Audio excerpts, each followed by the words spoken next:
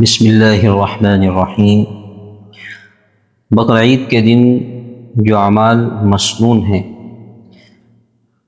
سب سے پہلے کوشش کریں کہ فجر کی نماز باجماعت ادا کریں۔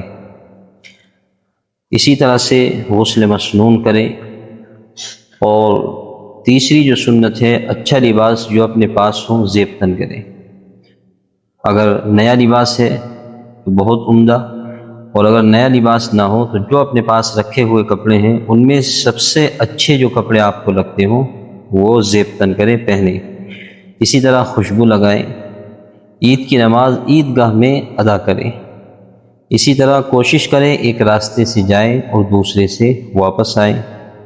عید کے دن عید گاہ بغیر کچھ کھائے پیے جائیں، اور کوشش کریں کہ اپنے جانور کے گوشت سے ہی کھائیں۔ بعض عورتیں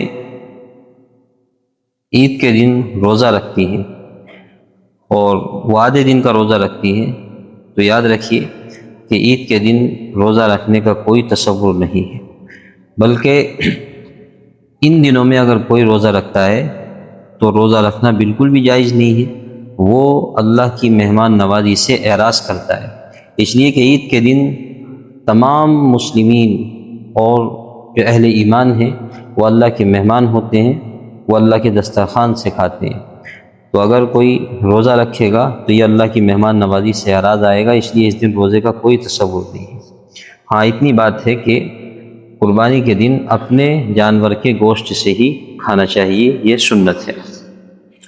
یہ اعمال مسنونہ ہے۔ اس کے بعد کوشش کریں کہ اپنے پڑوسی کا خیال رکھیں، اور دیکھیں کہ کن گھروں میں قربانی نہیں ہوئی ہے وہاں گوشت پہنچائیں، ضرور پہنچائیں۔ اسی طرح سے صاف صفائی کا بہت خیال رکھیں۔ جانور کی جو آلائش ہیں، جو غیر ضروری اشیاء ہیں، وہ لوگ سڑکوں پر ڈال دیتے ہیں، تو ایسی جگہ پر نہ ڈالیں جن سے آنے جانے والوں کو تکلیف ہو۔ اسی طرح سے کوشش یہ کرنی چاہیے کہ گڑھا کھودیں، اور وہ جو غیر ضروری چیزیں ہیں وہ وہاں دفن ہو، تاکہ آنے جانے والوں کو تعفن نہ ہو اور کوئی دقت و پریشانی محسوس نہ ہو۔ اسی طرح سے ذبیحہ کا، یعنی کہ جو جانور ذبح کیا گیا ہے، اس کی کوئی فوٹو ویڈیو سوشل میڈیا پر بالکل بھی اپلوڈ نہ کریں۔ یہ ضروری ہدایات ہیں۔ اللہ تبارک و تعالی ہم سب کو عمل کی توفیق عطا فرمائے۔